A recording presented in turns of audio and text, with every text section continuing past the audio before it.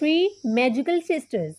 Once upon a time, deep in the heart of the tangled jungle of Lumeria, where the trees whispered secrets and the rivers sang, there lived three magical sisters named Ayla, Anastasia, and Amelia.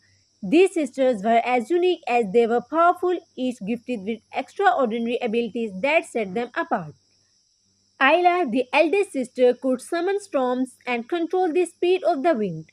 Her eyes sparkled with mischief, and her laughter could make the toughest jungle beast relax. Then there was Amelia, who could peer into the future. Her insightful visions often helped the sisters find their way through its challenges. And Anastasia, the youngest one, had a gentle spirit and a healing touch. Her gift allowed her to mend wounds and cure ailments, and her heart was filled with love for all living creatures. One sunny morning, while the